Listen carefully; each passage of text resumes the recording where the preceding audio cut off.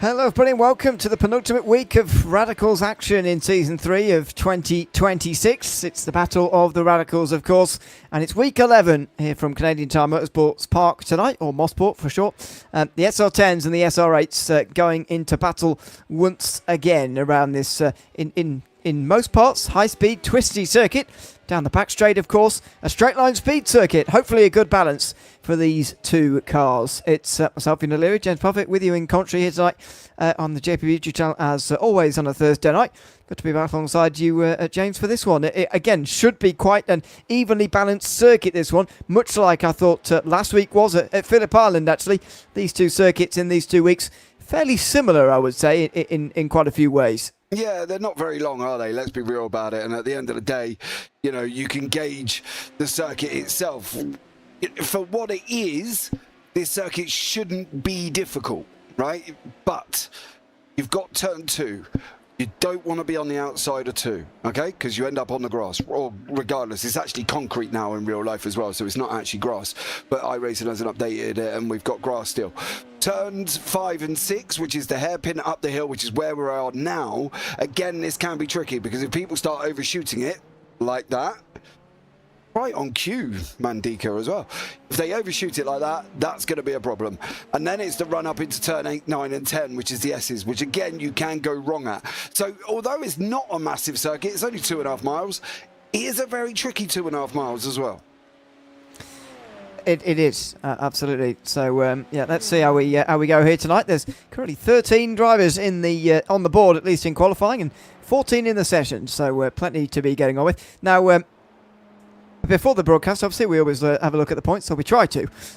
Unfortunately, the website we use for points is down at the moment, so that makes life rather difficult. But we have pulled some rough standings, I suppose, from iRacing itself. Now, these will be highly inaccurate, I think, in a couple of ways, but it gives you a rough idea of where everybody is at this stage in the season. So, in the SR10s, it has finds Braun leading by 50 points. Now, the bit where I'm sceptical of is that Ray Peasley is down to 4th all of a sudden.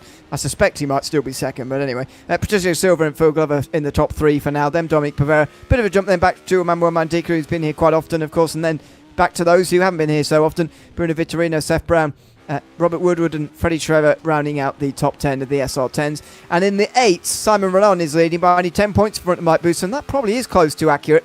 Those two have been going at it all season, and will continue tonight, indeed, looks like. Ola Gullickson's next in line, and then Stefan Millis, and then those who haven't been there so often this season: Steve Webb rounding out the top 5, Ketil Larson, Hover Gullickson, James Barry, Jamie Bird, Finley Mellius-Smith rounding out the top 10. So, that's how we stand roughly at the moment. As I say, I suspect Ray Peasley isn't down to 4th place, but he might be, and in which case Heinz Brunn is really beginning to run away with that SR10 championship.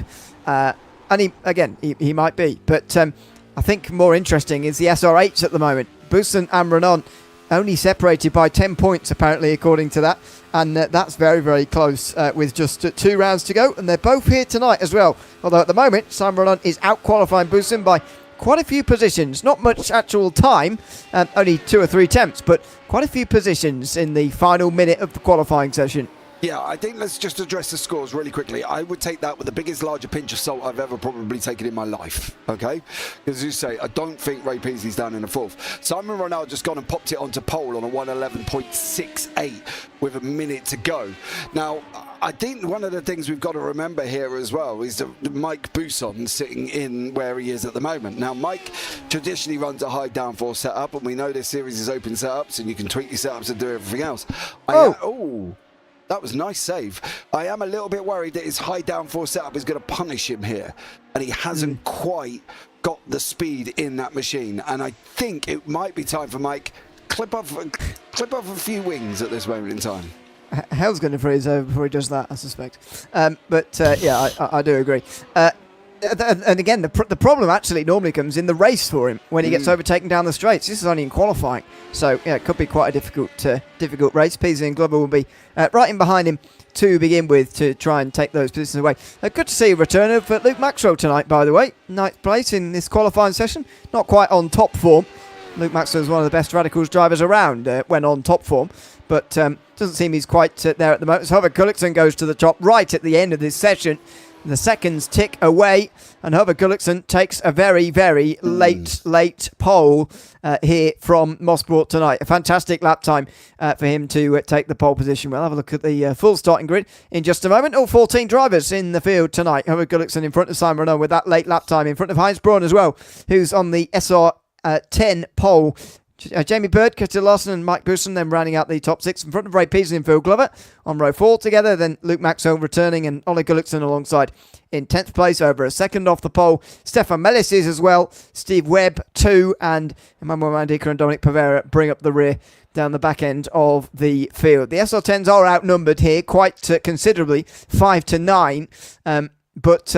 Let's see how they get on and see how well balanced they are with these SR8s and SR10s over the course of tonight. Yeah, I do wonder how this is going to go. I am sort of shocked that Hubert Gullickson got pole then. I really did think Renard was going to wrap that one up, but clearly he just didn't at the end. Kettle Larson's in 5th.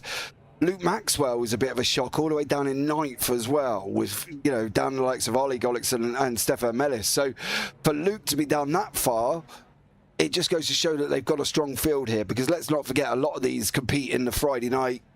Is it the Friday night SR10 series that you commentate on, Ewan? I can't remember exactly what it's called. Yeah, the officials top split, isn't it? So I think, you know, for Luke to be down that far, it just goes to show how strong the field is. But let's see how Hubert Gullickson gets on here and whether or not he can stay in front of Renard. Yep, that's going to be very interesting indeed. 2 different cars in the top 3 here, as we've become accustomed to in the Battle of the Radicals here on Thursday nights. It's almost time to go racing for the penultimate time this season from Canadian Tire Motorsports Park tonight. What a launch that was initially from Simon Renaud. A much better reaction than Hubert Gullickson, but his actual launch wasn't quite as good, and he has to pull across Braun and Bird, who were nipping at his heels there on the way towards turn 1. Through they go cleanly. And not for Ollie Gullickson actually in the background. He's gone straight off, but in towards turn 2 is normally where the trouble is.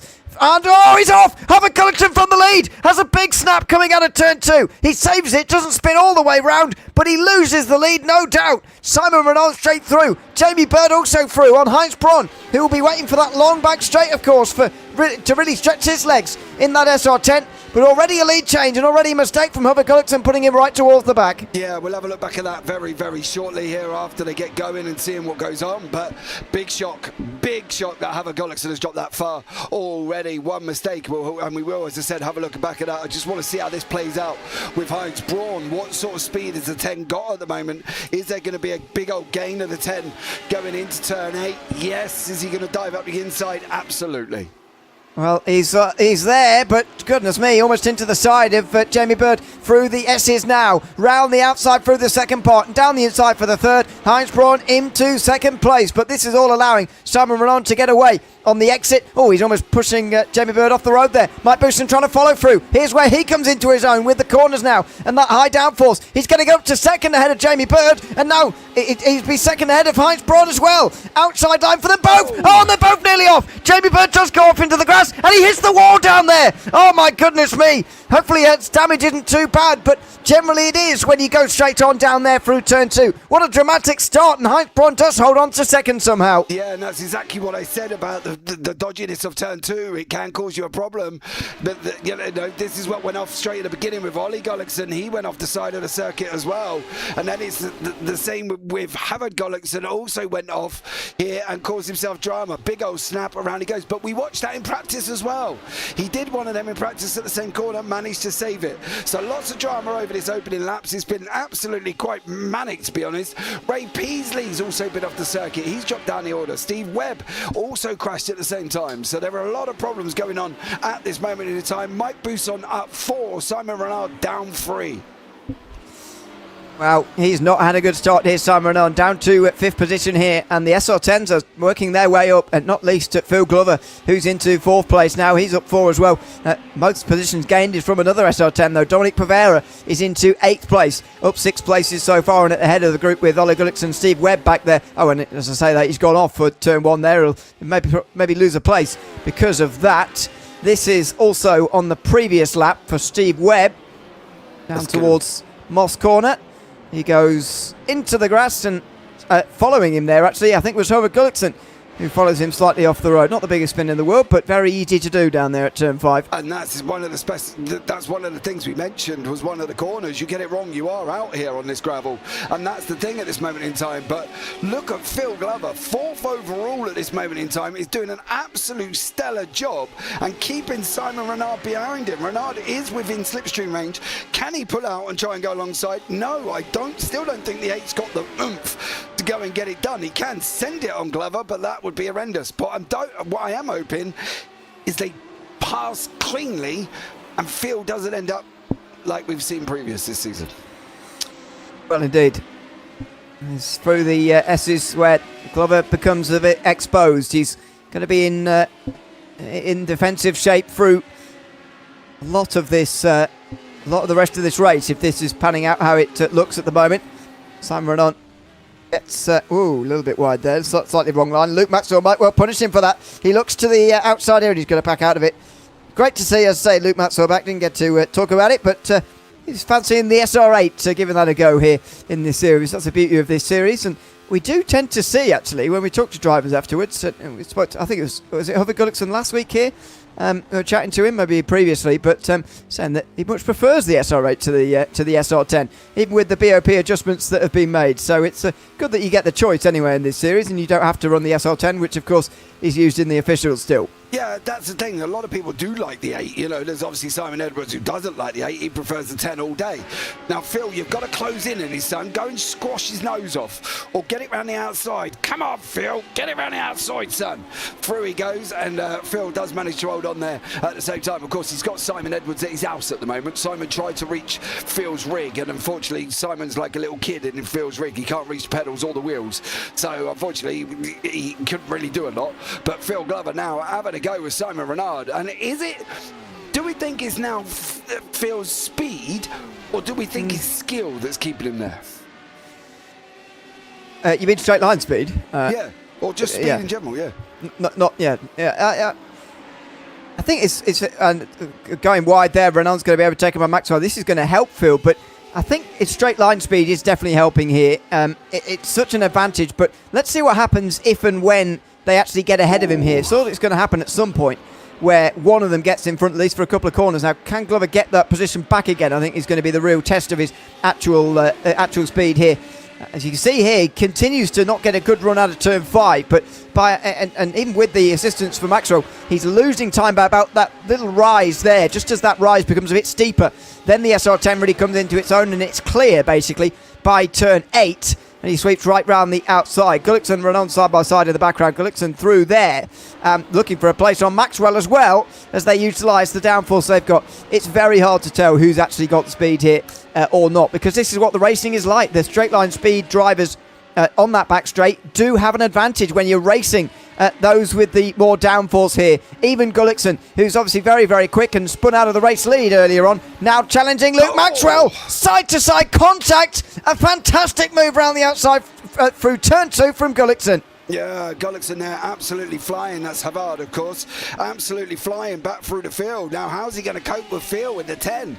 Can he get the pace to get past him? Is he going to use his corner brain to get round Phil here as well? Because Phil is politely a cork in a bottle, and regardless of what Havard tries to do, Phil's going to get him again on the speed up here. So where is Gullickson going to get Phil? Can he really send it on the upside of 8 to try and get the inside for 10? Because, well, no, clearly he can't. So it's a constant battle, but how far is he going to go? Because all this does behind him is brings in Luke Maxwell and Simon Renard again. They then have a go at Havard Gullickson. So Phil's driving out of his skin, and fair play to you, dude. Like, you're doing an absolute stellar job. But he's a cork, and he's a big cork, and he's causing Havard to back into Luke, to back into Simon. And these three collectively are not slow. Do you know what I mean? Let's be real about it. They're all nearly 4K high rating. He's gonna do it again here, Gullickson, round the outside through turn 2. And he just about cuts his nose off. 2 incredible moves in 2 laps around the outside of turn 2 from Hover Gullickson. Absolutely remarkable. Now Mike Pearson's challenging for the race lead here. He has got pastimes. Braun has made a mistake. He's made a mistake coming out of turn 3. And that sends Bousson through. It sends Ketil Larsen through as well.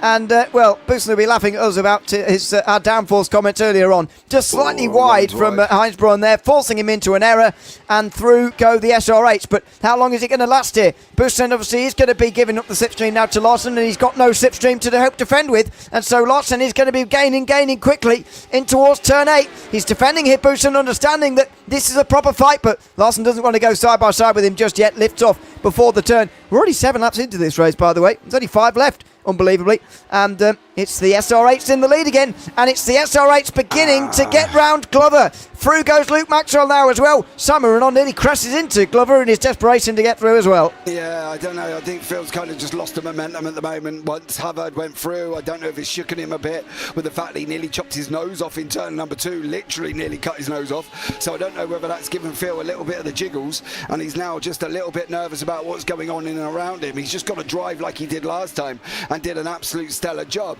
Something's going on down here because these two have been having a right proper ding-dong back here. Oh, well, they did. All right. Well, right on cue. Thanks, Stefan. Goes and drops away, unfortunately, as well. But those two were swapping places towards the back end of the field.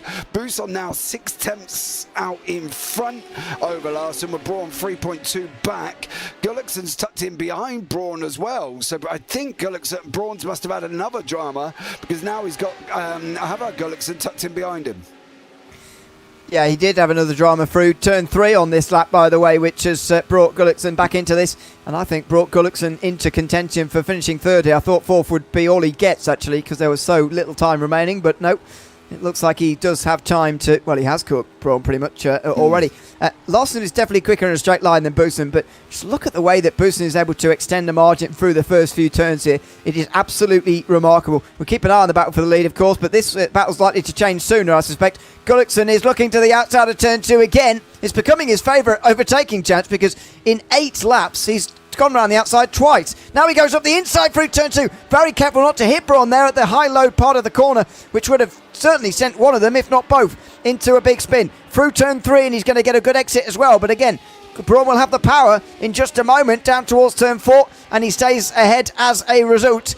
So again, Gullickson going to find himself in a battle that's very difficult to get out of if he's not careful. And now he tries to go down the inside of Braun quite rashly. He's going to get beached on the curve if he's not careful. He gets off there quite quickly, spins it round, and he's back down to 7th again. And he's done it again. Other Gullickson has done this again, all on his own. Did he dive too early? Did he go for it at the wrong point? Pick that one. I don't know. I don't know. I think it was a silly move that he didn't have to make, and it's just dropped him 4.5 seconds away from Renaud, who has still not cleared Phil. So fair play to Phil Glover on that one. Oleg Gullickson has given himself a meatball, so it looks like both Gullicksons are not having a... Oh no, straight into the wall. Whoa. Straight into the wall. He ain't stopping that. Bang. Wow. Oh, jeez. Oh, Ewan. What? Only one way to look at this. I did wonder what you were doing for a moment there, but yeah. Dear, oh dear. Oh, look at that. It's a helpless feeling. Oh, you can't do nothing.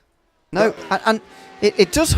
we saw it with Jamie Bird earlier, although the damage wasn't nearly as bad when he went off at turn 2. The helplessness used to be a feeling you'd have regularly in our racing because, of course, and Pavera's about to have it too. He goes straight off at turn 3 as well. He's in the wall now too. And he'll have damage, no doubt, on the... Oh, yeah, there you go. Front left is down. Front left corner down because of that. But it used to happen all the time, don't forget, in our racing, when the grass was like ice. It's not like that anymore, but in certain places, and there's a couple of them around here, you will be steaming off the road very quickly into a wall, and we've seen that 3 times now. Oh, the grass before, dude. You were Bambi. I don't know if have you ever seen the film Bambi, or am I just asking? I've not seen it, but no. I do know the reference because it's perhaps the most famous of all time. It's the most famous reference ever. Your legs just go and you fall flat on your boat race. And before they even added depth, you had no hope. Island Bend. Blinking Holton was one of the biggest ones. You go wide at Islands, just straight into the tyre barrier. Here as well, round turn 2, can't stop it. You know, and this is the thing, it was horrendous. But since they've added the depth, and I don't know how long ago it was, I'd lose track of when they added things, it's made it a little bit easier. But because you are going so high speed, speed around there. Sorry, Simon Renan nearly used Phil as a brake. It is very difficult to stop, and that's the problem, especially coming up to 8, 9 and 10. You're in trouble if you run wide and down in turn 4, 5. It's horrendous. But yeah, since they've added the depth, it's a lot better. I am keeping an eye on the Larson gap up front. It was above 1.1. It's teetering on a second at the moment. I think Mike's high downforce, although we don't give him enough credit for probably running high downforce, probably helping him out in the corners. It's probably helping him win this race at the moment. He's seeing off Ketter Larson. Now, again, different if again might be different in the second race, sorry, but that's all to come later. For now, Mike Bousson is making a big stride forward here, and if the championship margins are to be believed, what we saw earlier, he might be getting ahead of Simon Renan here with this result. It's only 10 points according to iRacing at the start of the day. Not sure how accurate that really is, because we haven't, I'd say Sim Race Hub isn't working, but we'll see. It could be interesting to see where they are at the end of this week, going into the finale in 1 week's time, which is at Interlagos, by the way, as all finales should be, as we know. Phil Glover off the road on this last lap, by the way, does drop outside the top 5, so Renan into the top 5 there.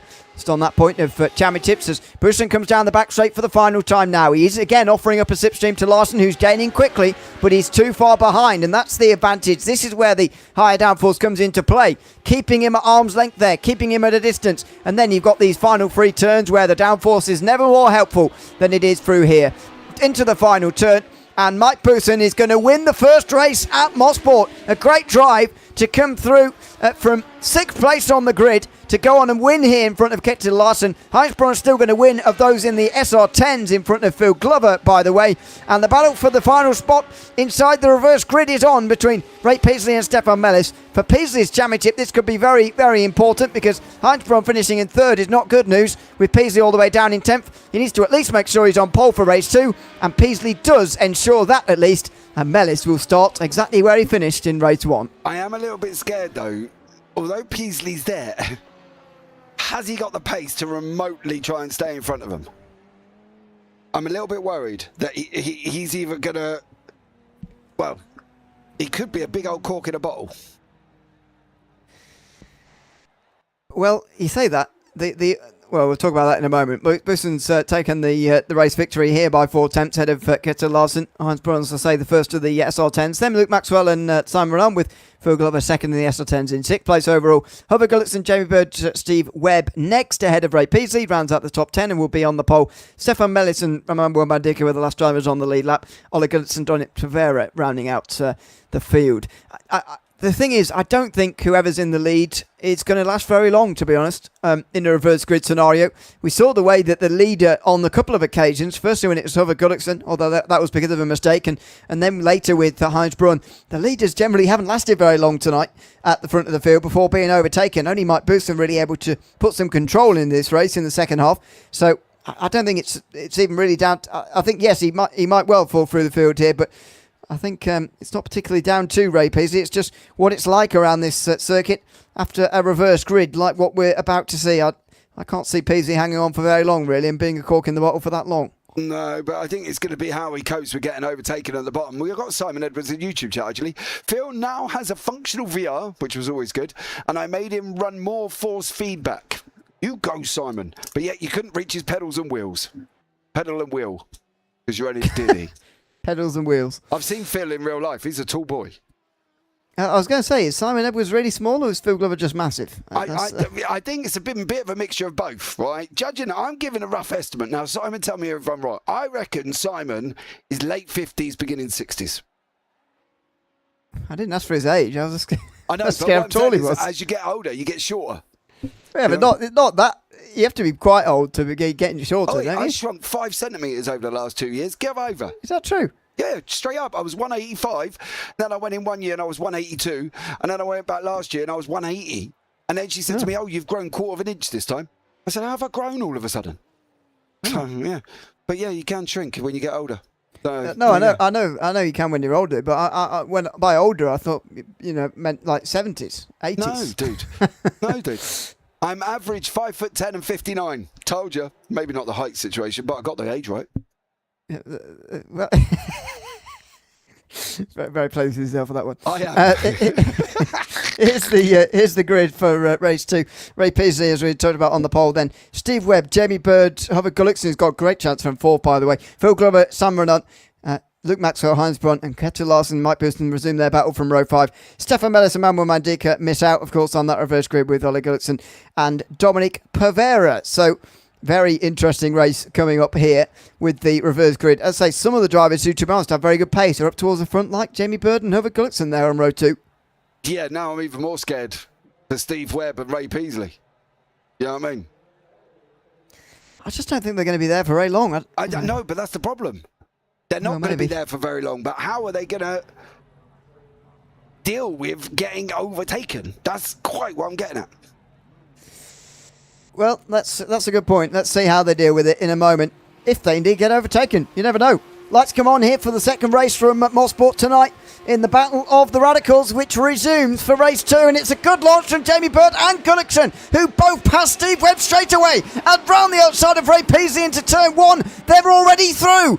We expected it to happen at some point early on, not quite in towards turn 1, but already Peasley's down to 3rd, and he's got Steve Webb down his inside for 4th position as well. Now this time Gullickson gets it right through turn 2. Only Ole Gullickson goes off on the background through turn 2 this time. Through turn 3, Gullickson tries to get underneath Jamie Bird here, but he can't quite do it. Bird seems to have quite low downforce on that car at the moment as Gullickson tries to pass him. Webb backs off now as Luke Maxwell comes through into 4th place, and Ray Peasley stabilises in 3rd place though on this opening lap. Simon Renard's off the racetrack. Simon Renard went off. Phil Glover's also crashed. Not quite sure what Phil did here, but hold on, where is Phil? Give me Phil. There he is. I think there's a big old checkup going into 4 at the moment because there is a big old problem. Braun down the inside of Glover, straight into him. Oh, Renard goes off to avoid. Straighten him back up though. So I suppose that's an advantage. Emmanuel Mandika is gone. Don't come on. Dominic Pavera. Oh, and straight off Dominic Pavera. Straight off, and he'll have a meatball for the second race in a row as well. Ray Peasley, by the way, is back into 2nd. On that straight there, Gullickson was passed by Peasley. I think Gullickson's got some quite high downforce on right now, by the way, as well. But anyway, here he goes. Look at him using it through turn 2. His favourite corner, it must be. Into 3, he's now on the outside line, and he looks like he's going through again there with the downforce. There he goes. But again, how long is this going to last? Is Peasley just going to get him back on the back straight here? I suspect he might well do. Yes, I think he will. As long as he can stay up close into 4 through 5. Out the other way. Oh, what is he back? He's about half a second though, Ewan. That's going to be a big old gain if he can do it from there. He's done it before. Let's see. Gullickson's losing pace in the slipstream of Bird. He's got a lot of downforce on here. That's Mike Booston car, that's for sure. Here comes Peasley from 5 tenths back. He's going to do this in towards the 3rd last corner. He's not quite far enough alongside this time. This is what he managed last lap in the final corners.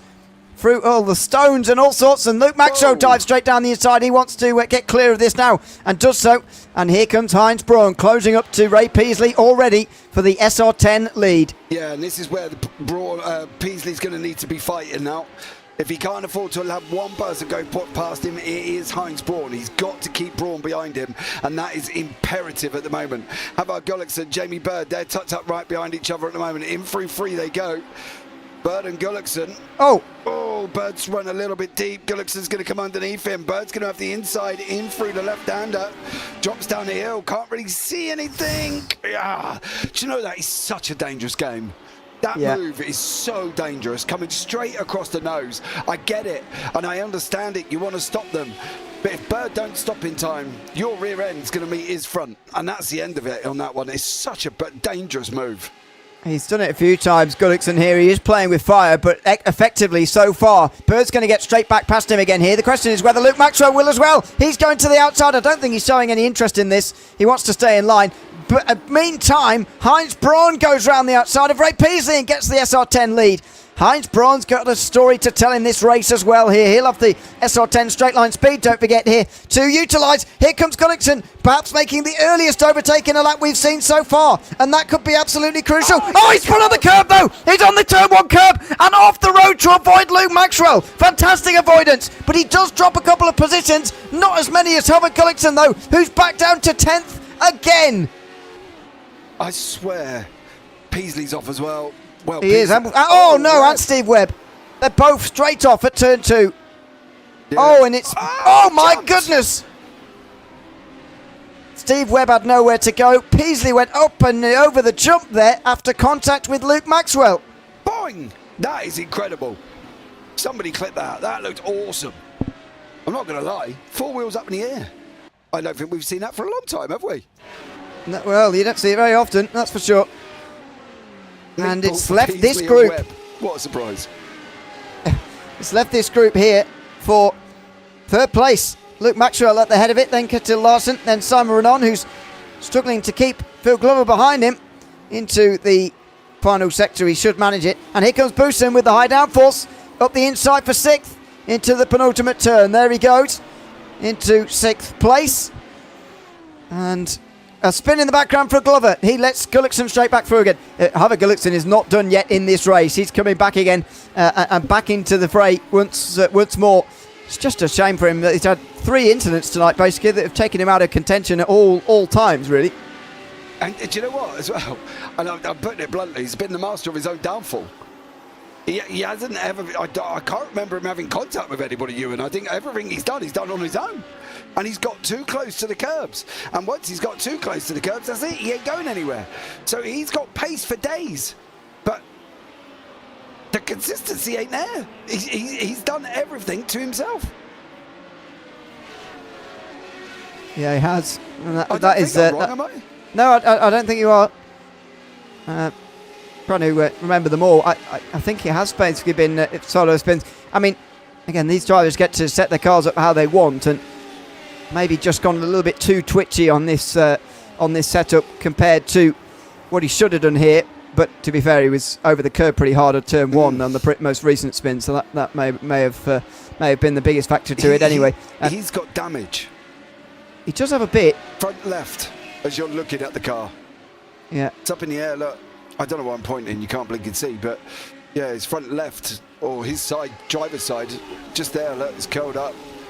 So he has got damage on that car. It's whether or not he's got the pace to be able to now get past anybody. Boussin's clocking off people one by one. He's now up 4 places. So he's gained a great job. He's up into 6th at the moment. He's going to obviously battle out with Simon Renard. Maxwell's got Ketil Larson coming at him. And Braun has got Jamie Bird right in front of him. So we've got an 8 and 10 battle at the front. And we know that the 10 has got a little bit more pace, but it depends on how much wing Braun's got on. Not Braun, Bird, sorry. Yeah, indeed.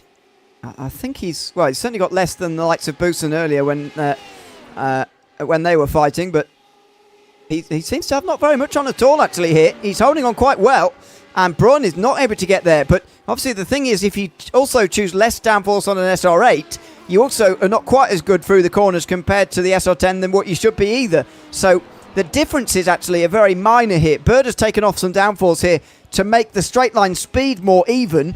Not quite as good still, but a bit more even.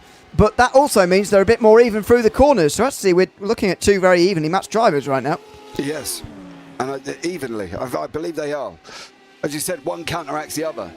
So he's keeping the pace by taking off the wing, but he is struggling in the corners, which where the 10 is doing exactly the same thing. So, yeah, this could be a very interesting fight here as well, especially if Braun can't get him on the run from Moss right up to the S's. If he can't get in there, and we'll keep an eye on it now, because, look, let's be real, I think this is about as close as Heinz Braun has been. So if he can't get him now... From, where is he, 4 tenths back, and we saw Peasley do Gullickson from 5 tenths back. I think Bird might be in with a good shout here. He holds the track position at the moment in front of Heinz Braun, who's gaining a little bit closer this time. He's going to, well, I suppose it's about the same actually. Oh, he commits a bit more though, right round the outside through turn 8 here. And it's contact! Jamie Bird and Heinz Braun go into a spin. Bird's in the wall hard. Luke Maxwell's coming through to take the lead here. the two leaders collide, and Bird is out of contention completely. Heinz Braun's back in the pack, although he's still the leader of the SR10s. And Luke Maxwell suddenly is the new leader. This race just continues to give drama in the second race and in the first. A very, very busy night here at Motorsport so far, and it has continued with this crash through here. Oh, God, there wasn't even contact.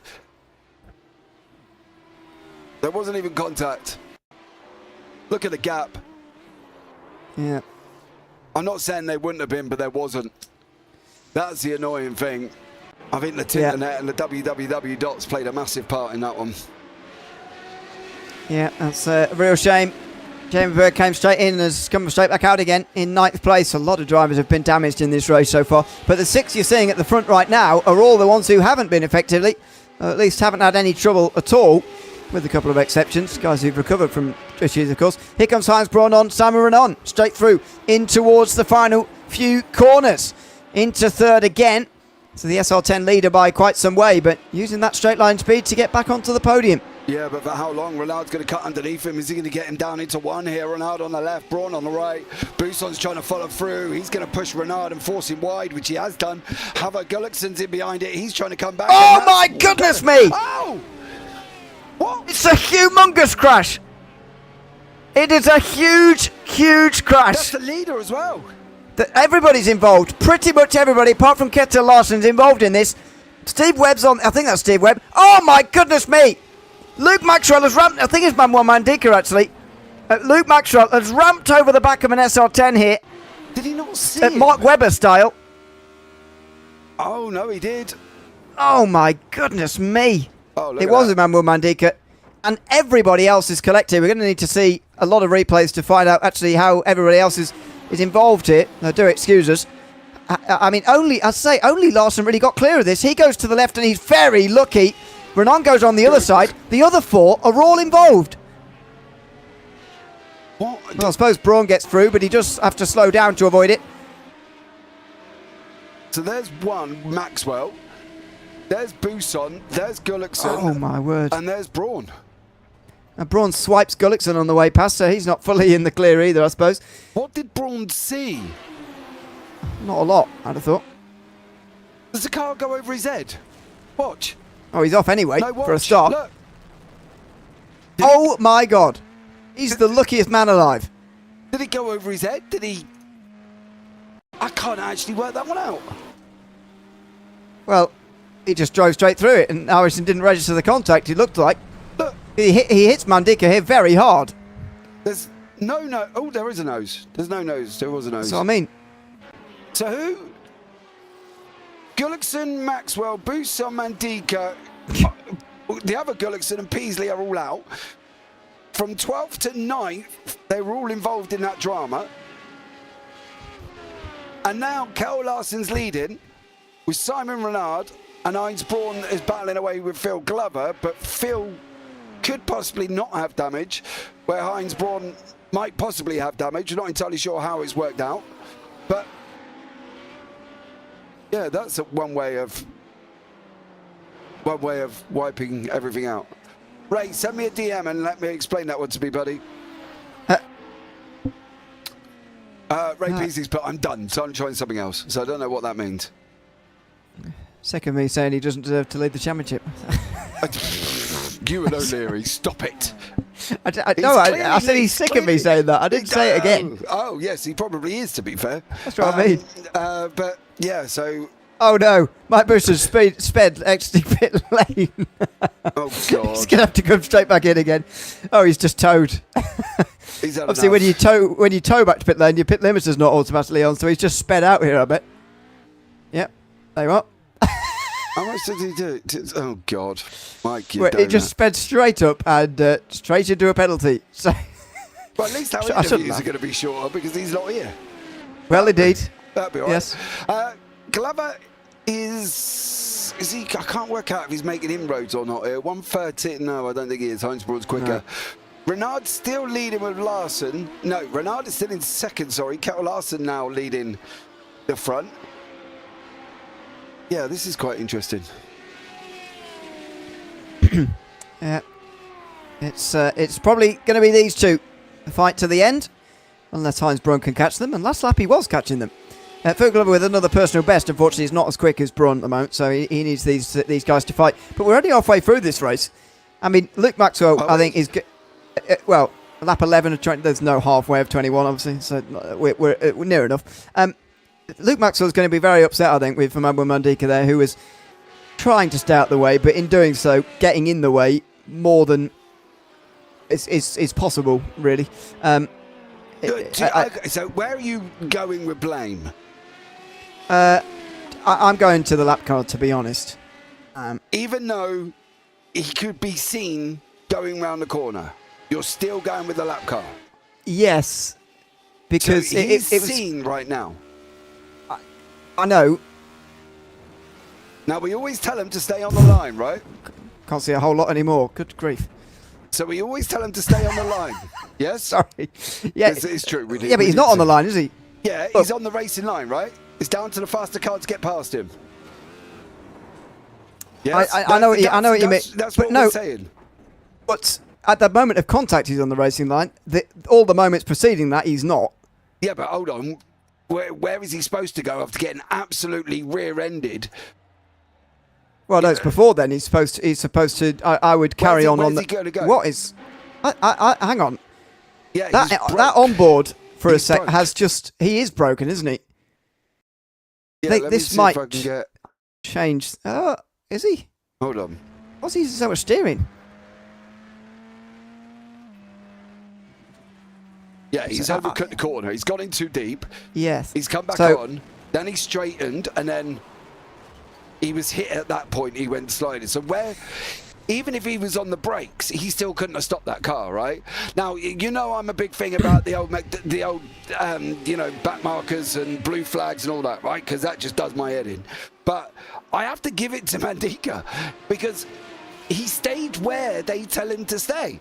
You can't abide by one rule and say you've got to stay on the racing line, it's down to the faster cars, but you can't come back and moan at somebody and say, well, you were on the racing line, because that's where you've told him to stay. But he's not on the racing line, is the point of... Look how they're coming off the corner. I'll say, he is at the moment of contact, he's not all up to that. He becomes on the racing line suddenly, when the racing line suddenly comes to that curb there. Okay. So Simon Edwards sums my thoughts up on it, really. Half speed on the racing line. That's sort of my argument. Oh, Steve Webb. And also, you're right. We do tell people to stay on the racing line. We don't tell people to do half speed on the racing line. Yeah, but okay. Give me 9th place. How fast are you going on the racing line? Let's have a look. Let's weigh it up. And if Mandika was going slower, then I'll give you. I mean, we can see it visually, to my mind, but. I wear glasses. Tori Pavera's off again, by the way, live. I don't think it's anything too much to worry about. So, yeah, I mean, this is a, 125 mile an hour corner. Yeah, now let me fast, by the way. see Goodness me. if I can get Mandika's speed.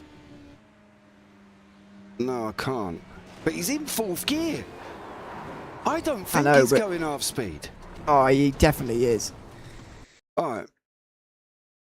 Just stump me now. Let's have a look. He definitely is going half speed. Look at all the carbon flying everywhere. It's awesome. I know. Don't forget, he's running wide. So he's obviously going slow, yeah? If he comes in and says he does have damage, I'll have more sympathy, That's full speed. And then he runs wide, then he slows down, and before he's even got back on track, he's punted up the bum. Look, as you know, for me, if that was in a series where get out the way, I would be like, you shouldn't have been on the outside of the road. But for everybody to say the faster car, you've got to go past him, he's down to the faster car and all of this sort of stuff. He was still in 4th. He was still going around the corner at speed. He went in deep. He slowed down. Next, Maxwell's up his bum. I don't know.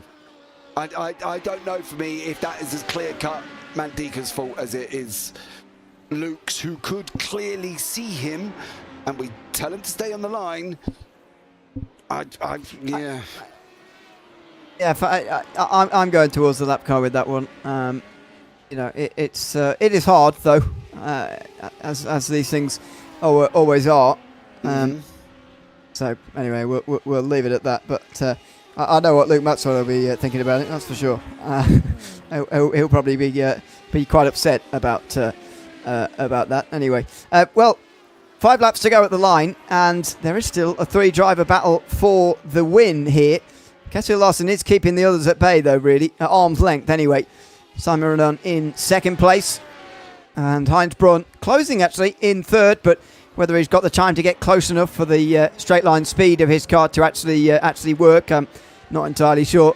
So down the back straight they go, and it seems like Larsen's doing a good job of this. It just needs to avoid an error, stay at the pace he's going at, avoid an error, and he might well be the winner of this race if things stay as they are right now.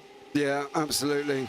And I think that's the thing between Kjetil Larsen and Simon Renard. This is going to be a great battle. You know, Kjetil's sitting at 5.8, Renard's sitting at 4 IR, and they're always quick. But Heinz Braun's coming at them, and he's coming at them quite quickly with only 4 or 5 laps to go. So, you know, that's the thing. You have to be predictable. He was on the outside. How much more predictable did he need to be? He was on the outside. You can see him. He stayed there. He didn't move, he didn't go, yeah, he bumped the curb and he got a little bit of squiggles, but he didn't move off the line. He is on the line. We tell him to be predictable, and he was predictable, Simon. I'm not going to rehash the same thing again, but because I just end up saying the same sentence in a different way. So I'll leave that for you two to carry on if you wish. Anyway, these 3 continue on their fight again. 4.5 laps to go. Mellis has also caught up to Jamie Bird as well, or was it Bird catching Mellis? I'm not sure. Bird is ahead though at the moment into the top 5, and a personal best from Jamie Bird last time round suggests that it may actually have been him working his way past there. Steve Webb is actually in 7th, and he's actually next in line as well, but he is a lap down at the moment, so that will be put on hold. Here comes Simon Renan on the way towards the final few corners, giving the biggest challenge we've seen for a while to Kjetil Larsen's lead. With 4 laps to go, there may well yet be a grandstand finish on the way here. Maybe. I think if it's going to come from anybody, it will come from Braun. Speed has to be predictable. Yep, I understand that. But he went in deep in 1, and then he ran wide. And then the first thing that happens is it slows you down. He can't help that. But anyway, Simon, we'll be here all day, sunshine. We'll do this all day, son, all day. Because you can't have one rules when you like them and then one rule when you don't like it. It's got to be working always.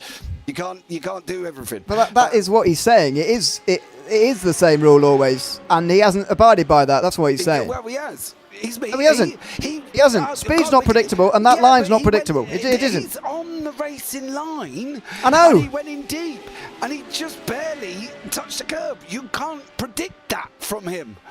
He couldn't even predict it. He ain't Mystic Meg. That's what I mean. You couldn't predict it. It's not predictable. That's the point. But he's still straight, and Luke can see him on court. Anyway, there's a pass for the lead about to happen here. Yeah, stop it, Ewan, because you can't have a mixture of all the rules, boys.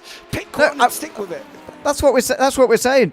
That's exactly what we're saying. We're not having a mixture of the rules. You are. You're making it. No, we're not. That's it. Anyway, carry on. Nick has this. You're making it up as you go along. He was. We're not. Watch the racing line from Simon Renard, right? Yes, look. Out he goes onto where he got it, and he got it there. Yes, going at about 50 miles an hour in a 125 mile an hour corner. God, Jesus Christ almighty, governor. I can't do this. That's it. Broadcast over, I quit. Niggas do it. I can't do it anymore. You can't have one rules for everybody and one rules for you. They don't work out. The funniest thing is, we're going to go over that again. We're not having different rules. But anyway, the funny part, the irony, Luke Maxwell is like the chillest guy in this field and probably won't even care, actually. But I know. He'll be laughing if he's even listening, I suspect. So anyway, here comes Simon on again. He is much closer this time, and there's 2 laps to go. This might be the perfect time to take the lead. It's felt like he's been waiting for a moment to strike, and round the outside he might well do now. Into the final few corners. He gets the inside for the penultimate turn. Larsen gets the inside for the final, and Renan has to give in, but only for now. He'll tuck back underneath again, coming towards the line. He's not quite able to get alongside for turn 1, though. Is that a practice run for the final laps of this race, or was that a concerted effort to get through that failed? Not sure, but he's got 2 more attempts to get to the lead of this race before it's over. This is Heinz Braun's. I reckon Braun's going to get him. He'll get one on this lap, one on the next one. If he can stay within this 3 tenths, and we've seen it out before they come. Well, you saw Peasley, right? He was like half a second back. So I reckon if Braun can stay close enough, going in through, down through 4, in through 5 and 6, he'll have the run ending at 7 and 8. And I reckon that if he wants to get involved in this, I reckon he can. Yeah, I do suspect he has to take both in one go, to be honest. I think if he gets in the middle of them, he'll send whoever the race leader is away, to be honest. But let's see whether he actually gets ahead of either of them at the moment. Renon's going to get to the outside of Larson earlier than he has done ever. And here comes Heinz Braun. He's going one way and he's going to the left. He's on the grass, trying to take them both in one go. And he has done into the final turns. Heinz Braun's leading with just 1 lap to go. Simon Renon, after making an overtake, is still second because Heinz Braun overtakes them both. And as he sees the white flag, he's got clear road in front of him for the first time. He's leading, coming from 8th place on the grid, and Renon goes wide. He's not got the downforce to live with them at the moment. Larson's got the downforce. He needs to use it right now to get up very close to Heinz Braun, or he's gonna win this race. Told you. I should be Mystic Meg, shouldn't I? Predicted that. Heinz Braun's going to win it. I don't think if they can't get close to him in through 4 and in through 5 and 6, he'll run away with that going up the hill. And then it'll be a Heinz Braun victory. But yeah, great job from Heinz Braun, 2 for 1, stellar job. Phil Glover second in the SR10s, amazing. And Bird bringing up the back end for the SR8s on the podium. But Heinz Braun's going to take it in a 10.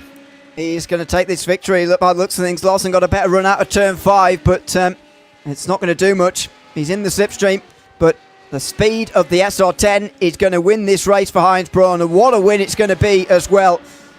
How he didn't get more damage in that crash there, I've got no idea, but he's seemingly undamaged by it completely.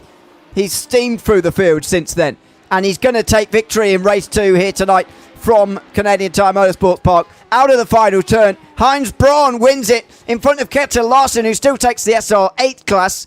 Heinz Braun, of course, will take the SR10 championship lead for certain, and he'll probably take it all the way home now as well.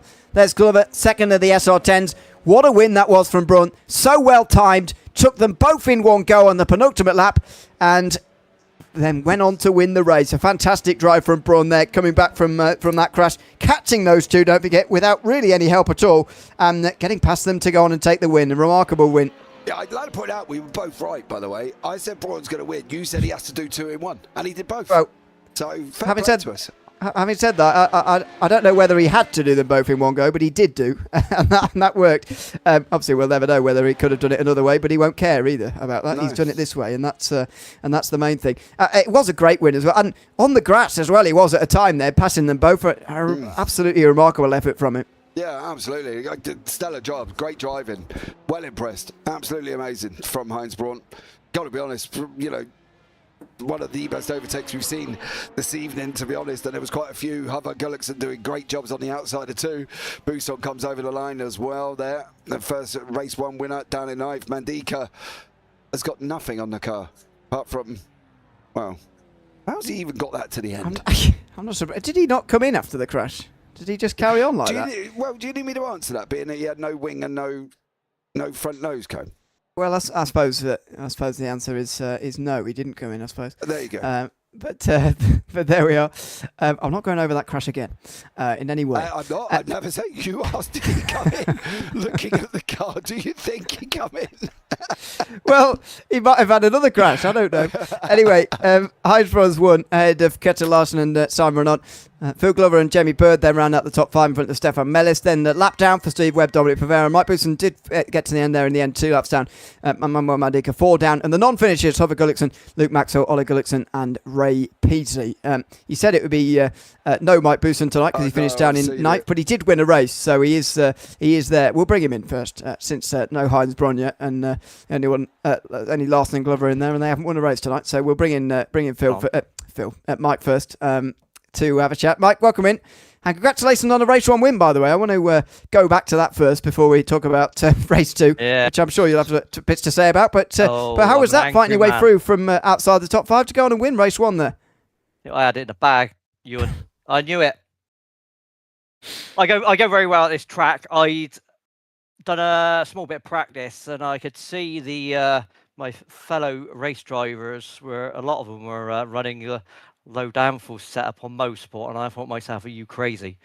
And it proves I was right. I was a bit worried that the SR8 wouldn't have enough punch at the corner to hold off the low downforce people, but it wasn't too bad, to be fair. You got out the corner so fast, it was fine. And at the beginning of the race, I had Hines sort of saving me having to go defensive every lap, so that was a blessing in disguise. So yeah, it was a good race, good battles, and then yes, we move on to the second race. Well, yes, it was going well. There was a big battle for the lead, of course, the six of you out front there. And then, I mean, everyone's got a different viewpoint on it, and indeed where they were in the chaos. Just talk us through what you saw there through race 2 and that big crash that happened in front of you. So I haven't reviewed it, but I see, again, Mandika so off the pace, laps down, on the racing line. I don't know that I would say. Well, he was on the racing line, and so I don't think it's his fault. Thank you. Instance, we because agree, Mike. I don't like it, but I don't like it. I looked at it quickly. We've agreed. I'm going to have to say, I think it was Luke's fault. Thank you. Because that throttle pedal goes both ways. Oh, Mike Boosson, I'm coming to Froome tomorrow. We're having a cuddle. And it goes back to what I'm going to bitch and whine about is the amount of mistakes, because people thought low downforce was a clever move on this track, and they were just making mistakes after mistakes. I think he just understeered. He didn't want to let his foot off the throttle, obviously, and I think he's probably got a little less downforce on, and I think he just washes out wide, but he probably could have missed him. Even though Mandika is a problem in other contexts, I would say it wasn't his fault on this occasion. Oh, Michael, I love you. Thank you, Mike. We've agreed. Saying that. I sent the money over. What's your PayPal, Mike? I'll get the money to you. See? I want 100 quid. I'm taking it back. 100 quid. I'm not cheap. I know you're not, but I'll buy you a Costa. Okay, Costa, Starbucks. They're not pikey. All right, Starbucks. Have you even got a Starbucks in Froome? No, yeah, you've got. Well, technically, sort of two. Oh, one in Beckington, one in Sainsbury's Froome. Yeah, no, that's exactly what you said. Was exactly what I said. But we haven't got a weight pros. Oh, okay. Well, you're poor. No, but I said exactly the same. He washed out. He lifted because he washed out. Maxwell saw him plenty of time. He didn't go round him, and he punted him straight out the bum. Yeah, I think unfortunately I have to agree with you. Yes. Well, okay. Oh, go and rinse me Fine, mouth. Yeah, Ewan. Have a shower. And I always class you as the professional Ewan. I would have expected you to got that one right. Got it right. It's a matter of opinion, Mike. No, there is no matter of opinion. I've quickly watched your YouTube in the meantime, really quickly, and I could even see it with only watching it once. See? I do, Ewan. It's still a matter of opinion. No. Yeah, no. Mike's a driver, Ewan. You don't drive. You used to be my favourite, Ewan. I've lost all respect. Well, yes, finally. Only took me 11 rounds, Mike, but you're on my side. Anyway, get out because we've got other people. No, they can wait. Right. So next.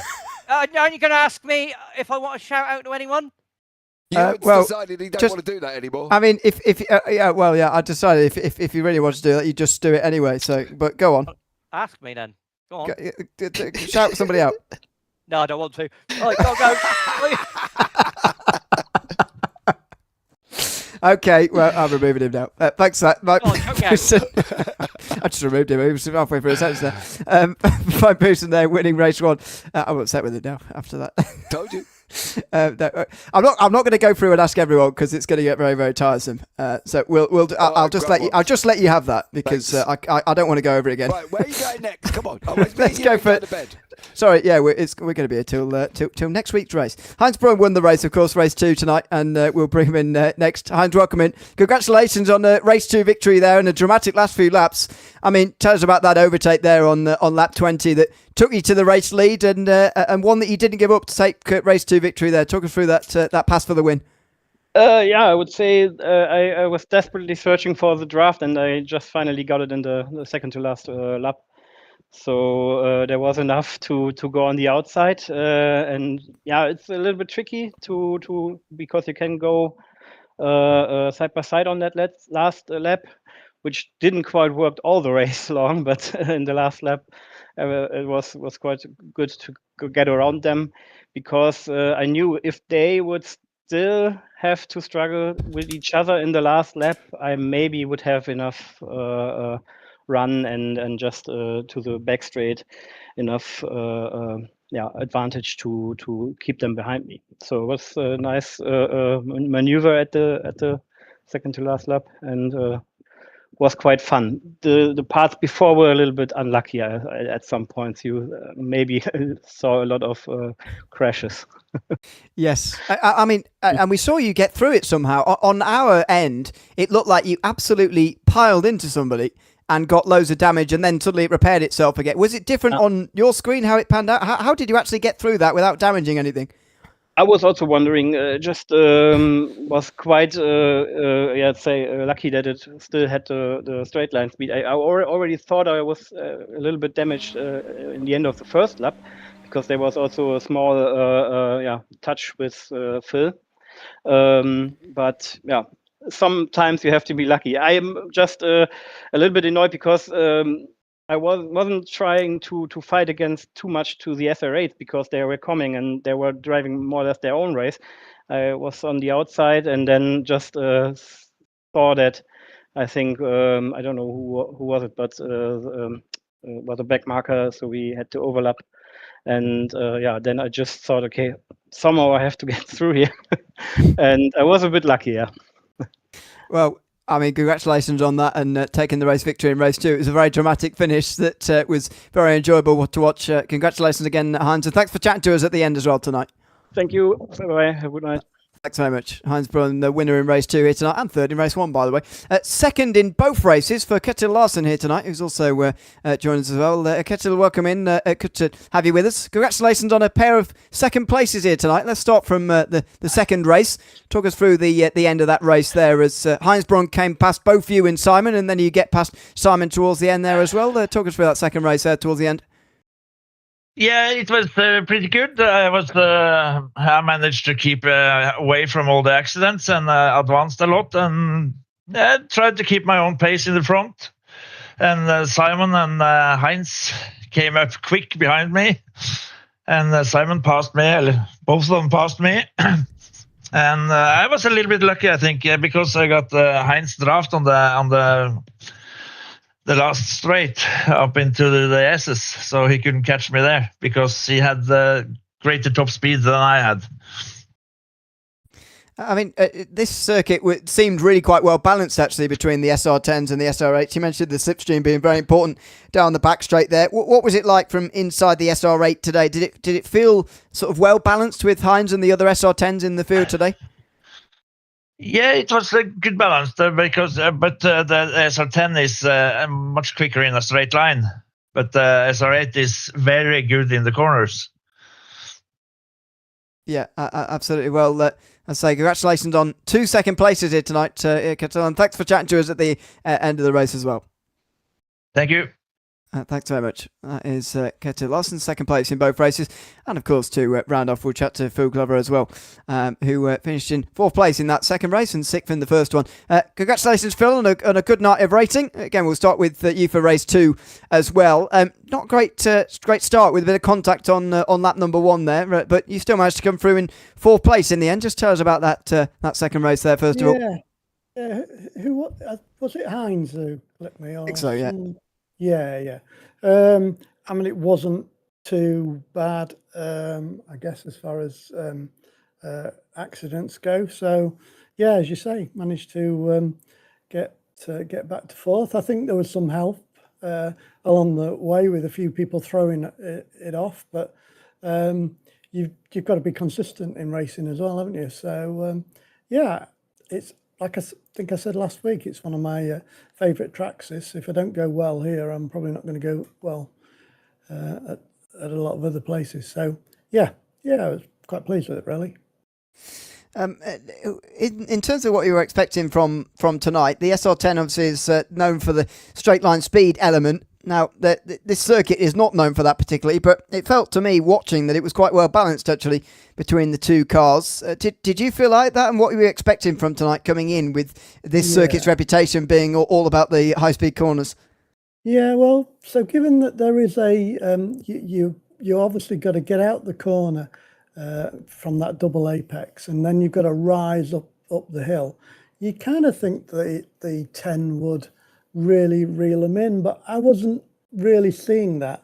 So it depends how well you can get out that corner, obviously, but I wasn't too shabby coming out there, and I was catching, but not at a great rated knot. So